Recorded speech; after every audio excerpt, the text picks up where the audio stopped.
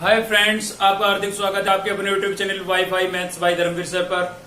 देखिए, आज की जो क्लास है हमारी वो डाउट के लिए है। एक स्टूडेंट का कमेंट आया कि सर एक्सरसाइज 7.1 का क्वेश्चन नंबर फर्स्ट का 6th पार्ट, ठीक है, उसका डाउट था।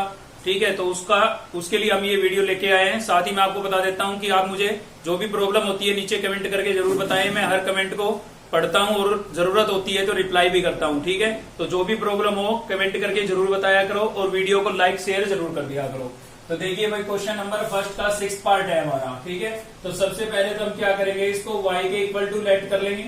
और यहाँ पर था हमारे पास 2x² प्लस 3 होल पावर कितनी थी भाई, 5/3, और x प्लस 5 होल पावर है हमारे पास -1/2। तो देखिए, आपको दिखाई दे रहा होगा यहाँ पर डबल टर्म, दो टर्म क्या है, इनटू में है। और दो टर्म जब इनटू में होती है तो हम क्या लगाते हैं, u इंटू वी की प्रॉपर्टी लगाते हैं। ठीक है, तो यहाँ पर डिफरेंशिएशन कर रहे हैं हम विद रेस्पेक्ट टू x। तो आपको u इंटू वी याद करने की जरूरत नहीं है। तो आप क्या याद रखेंगे, जब भी दो टर्म इंटू में आए तो आप फर्स्ट टर्म को तो लिखेंगे एज डीज, फर्स्ट टर्म को तो रखेंगे एज डीज। ठीक है, एज डीज लिख दिया मैंने। और सेकंड का क्या करेंगे भाई, D by d x. Second का क्या करेंगे, डी बाई डी एक्स मतलब डेरिवेटिव। ठीक है, तो होल पावर कितनी थी, -1/2। प्लस का साइन लगाएंगे। अब की बार सेकंड टर्म को एच डीज लिखेंगे। ठीक है, सेकंड टर्म को एच डीज लिखेंगे और डी बाई डी एक्स किसका करेंगे, फर्स्ट का। तो आपको u इंटू वी रट्टा मारने की आवश्यकता नहीं है। केवल आप इतना याद रखें कि फर्स्ट टर्म को एच डीज, सेकंड का डेरिवेटिव, फिर सेकंड को एच डीज, फर्स्ट का डेरिवेटिव। ठीक है भाई, तो अप्लाई कर दिया हमने u इंटू वी। चलिए इसको करते हैं सिंप्लीफाई। तो देखिए, ये टर्म आपकी एच डीज थी तो एच डीज रहेगी 2x² प्लस 3 और होल पावर कितनी थी, 5/3 एच डीज। इसका करेंगे डेरिवेटिव। तो देखिए, इसमें जो लगेगा वो लगेगा x raise to power n का रिजल्ट, याद होगा आपको। तो उसमें क्या होता था, x raise to power n का डी बाई डी एक्स अगर हम करते थे तो क्या आता था इसका result, n into x raise to power n-1 होता था।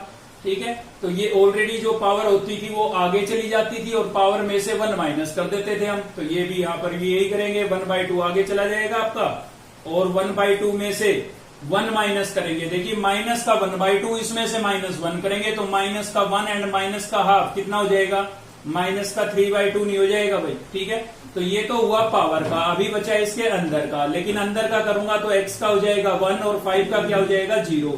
तो इसके इंटू में ना तो 1 लिखना जरूरी है ना प्लस में 0। ठीक है, चलिए तो इसका हो गया है कंप्लीट। प्लस अब की बार x प्लस 5 होल पावर -1/2 को हम एच डीज लिखेंगे। ठीक है, और डेरिवेटिव इसका होगा। तो इसका जब करेंगे तो पहले किसका होगा, पावर का। और पावर का जब भी होता है यही फॉर्मूला अप्लाई होता है। तो भाई 5/3 आपका आगे चला जाएगा और पावर में से क्या माइनस हो जाएगा 1। देखिए, जब भी आप पावर का करते हैं तो बेस को सेम लिखेंगे, बेस एच डीज लिखा जाएगा। ठीक है, तो पावर आगे चली गई, पावर में से 1 माइनस करेंगे, 5/3 में से -1 करेंगे तो आप एलसीएम लेके सब्ट्रैक्ट करके देख लेना, 2/3 बचेगा। ठीक है, 5/3 में से 1 माइनस करेंगे, कितना बचेगा, 2/3।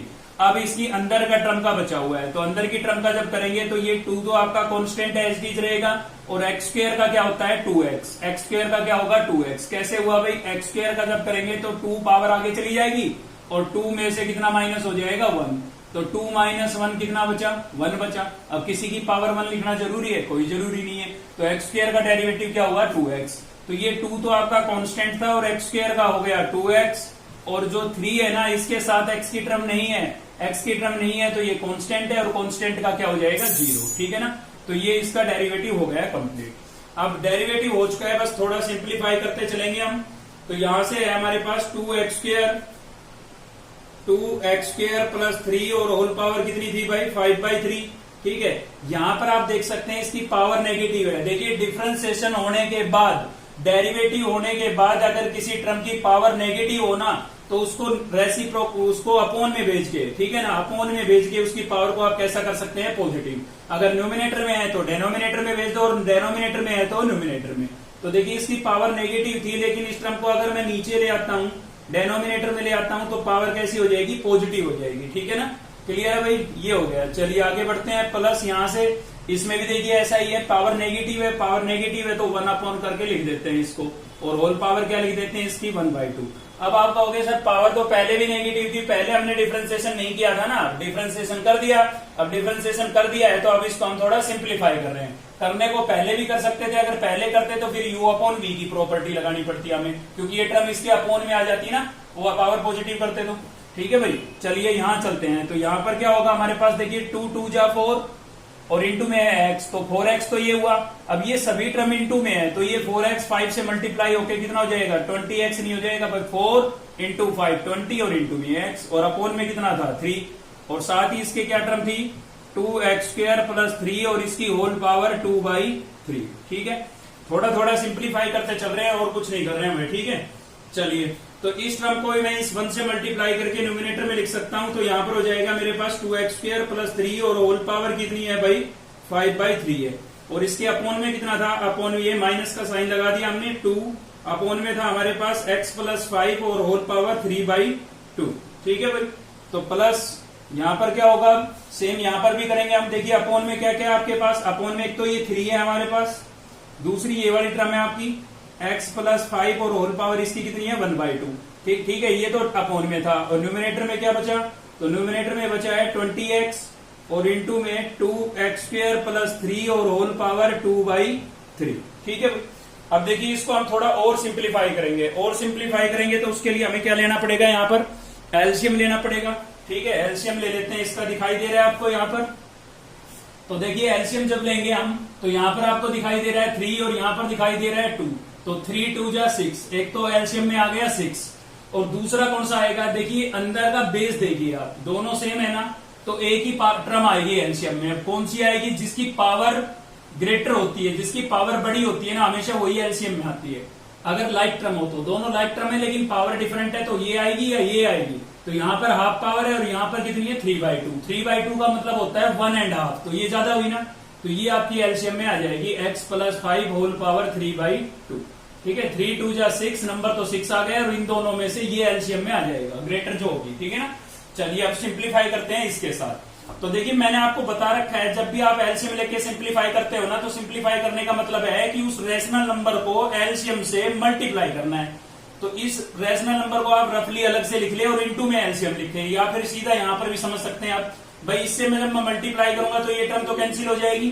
ठीक है ना, और 6 की 2 से कितने पर कैंसिल हो जाएगा 3 पर, तो इसको मल्टीप्लाई करने पर 3 बचेगा, और क्या बचेगा न्यूमिनेटर, तो माइनस का 3 बचा और क्या बचा न्यूमिनेटर। ठीक है, और इसकी होल पावर कितनी है 5/3। अब भी आपको समझ में नहीं आया तो इसको रफ में लिख के और मल्टीप्लाई में ये एलसीएम लिखें, आपको पता लगेगा कि ये बचा था। ठीक है ना, सेम यहां पर करेंगे, ये टर्म इसको सोल्व करेंगे ना, तो रफ में लिखिए आप, इंटू में लिखिए एलसीएम, वैसे एलसीएम लेके सोल्व करना आना चाहिए आपको। ठीक है ना, तो एलसीएम से इसको मल्टीप्लाई करेंगे तो ये टर्म आपके साथ इसके साथ इसकी हाफ पावर कट जाएगी ना हाफ, तो कितनी बची 3/2 में से हाफ इसके साथ कट गई, 1 बची ना, और 3 2 जा 6, 2 बचा, तो एक तो यहां से बचेगा 2 और दूसरा बचेगी इसकी 1 पावर, तो 1 पावर बचेगी, तो मैंने x प्लस 5 होल पावर 1 लिखना जरूरी नहीं था। ठीक है, तो ये तो बचा है एलसीएम में से, और न्यूमिनेटर तो बचा ही हुआ है, तो न्यूमिनेटर में क्या बचा हुआ है, न्यूमिनेटर में बचा हुआ है 20x, और इंटू में क्या बचा हुआ है भाई 2x² प्लस 3, और इसकी होल पावर कितनी है 2/3।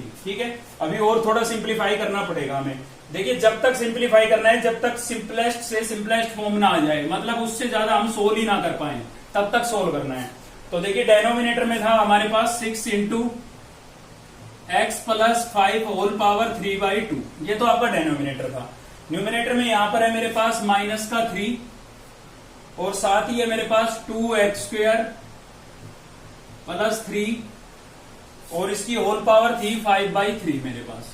ठीक है भाई, अब देखिए ये टर्म जो है ना, ये मल्टीप्लाई में है, मल्टीप्लाई में है तो क्या होगा, इनको हम मल्टीप्लाई कर देते हैं, तो मल्टीप्लाई करेंगे 20 को 2 से मल्टीप्लाई करेंगे, कितना हो जाएगा 40x हो जाएगा ना।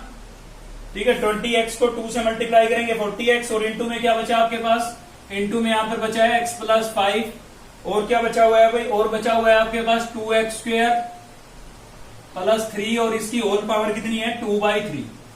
ठीक है, ये बचा है।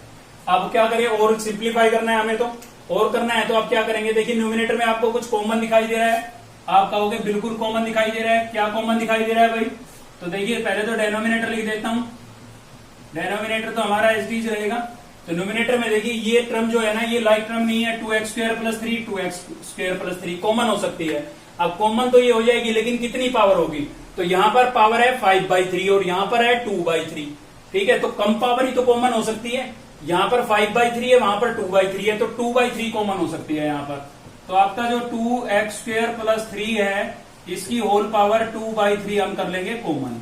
देखिए कॉमन का मतलब होता है डिवाइड करना। अगर आप किसी कोई टर्म को कॉमन कर रहे हो तो इसका मतलब आप उससे डिवाइड करोगे, ठीक है ना। तो ये मैंने कॉमन किया है, तो इस टर्म को मैं इससे क्या करूंगा, डिवाइड करूंगा। तो मेरे पास क्या बचेगा, -3 बचेगा एक तो, और इसमें से 2/3 पावर कैंसिल हो जाएगी।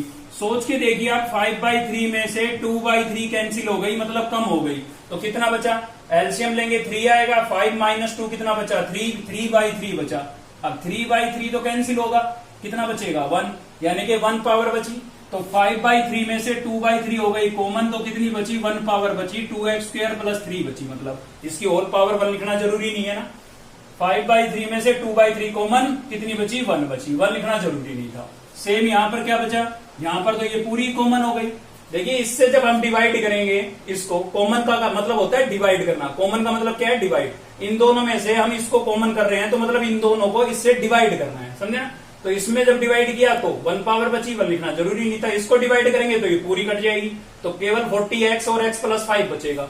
तो इसको मैं साथ के साथ अंदर मल्टीप्लाई भी कर देता हूँ। 40x को x से करूंगा तो क्या हो जाएगा भाई, ये हो जाएगा 40x² हो जाएगा, नहीं 40x को x से किया तो, और 40x को 5 से करूंगा तो कितना हो जाएगा, 200x नहीं हो जाएगा। 40 को 5 से करूंगा तो 200 और इंटू x था, ठीक है ना। और थोड़ा सिंप्लीफाई करेंगे, लाइक टर्म को एड सब्ट्रैक्ट करेंगे, तो बाहर था हमारे पास 2x² + 3 होल पावर 2/3, ठीक है भाई। और इसके डेनोमिनेटर में क्या था, डेनोमिनेटर में था हमारे पास 6 × x + 5 होल पावर 3/2। चलिए -3 को अंदर मल्टीप्लाई करेंगे, क्या हो जाएगा, -6x², -3 को 3 से करेंगे -9, और प्लस का क्या बचा भाई 40x², और प्लस का ही आपके पास कितना है 200x है, ठीक है। बस लगभग कंप्लीट होने को ही। तो अपोन में क्या बचा है हमारे पास, 6 × x + 5 होल पावर कितनी बची है भाई 3/2, और बाहर हमारे पास क्या था 2x² + 3 होल पावर 2/3, ठीक है। अब इसको अकॉर्डिंग टू पावर लिख देते हैं। सबसे बड़ी पावर पहले लिखेंगे, तो 40x² हमने पहले लिख दिया है, ठीक है। सॉरी 40 प्लस का डबल टर्म है x² की, तो एक ये रही एक ये रही। तो प्लस का 40 और माइनस का 6 कितना बचेगा, प्लस के 40 में से -6 करेंगे तो कितना बचेगा भाई 34 बचेगा ना। तो 34x² बचा, और प्लस का क्या बच गया आपके पास 200x ये वाला, और माइनस में कितना बचा है 9, ठीक है भाई। इससे ज्यादा हम इसको सिंप्लीफाई नहीं कर सकते हैं, तो यहां पर आप छोड़ देंगे, आंसर है आपका, ठीक है। तो एग्जाम में आपको ये थोड़ी ना पता लगेगा भाई आंसर कहां छोड़ रखा है। तो आपका टारगेट सिर्फ एक ये होना चाहिए कि जितना आप आंसर को सिंपलेस्ट फॉर्म में चेंज कर सकते हैं, मतलब जितना सिंप्लीफाई कर सकते हैं भाई, एलसीएम लेकर के या कैंसिल करके, जो भी हो रहा है कंप्लीटली सिंप्लीफाई करना है। जहां पर आपको ये लगे कि आंसर जो है हमारा बिल्कुल सिंपलेस्ट फॉर्म में आ चुका है, तो वहां पर आप छोड़ सकते हैं, ठीक है। तो इसी के साथ अगर वीडियो आपको अच्छी लगी तो लाइक करें, चैनल को सब्सक्राइब कर ले अब तक नहीं किया है, और बेल आइकन को दबा ले ताकि नेक्स्ट वीडियो का नोटिफिकेशन आपको मिलता रहे। जो भी प्रॉब्लम होती है कमेंट करके जरूर बताया करो, क्योंकि मैं एक एक कमेंट को पढ़ता हूं और उसका रिप्लाई जरूर करता हूं, ठीक है। और साथ ही चैनल को सब्सक्राइब कर लो, क्योंकि 1000 सब्सक्राइबर होने जरूरी है, वरना मजबूरी में चैनल बंद करना पड़ेगा, क्योंकि कोई फायदा तो होने वाला नहीं है इससे फिर, ठीक है। तो दोस्तों से शेयर किया करो और उनको सब्सक्राइब करने के लिए बोला करो। चलिए मिलते हैं नेक्स्ट वीडियो में, थैंक यू।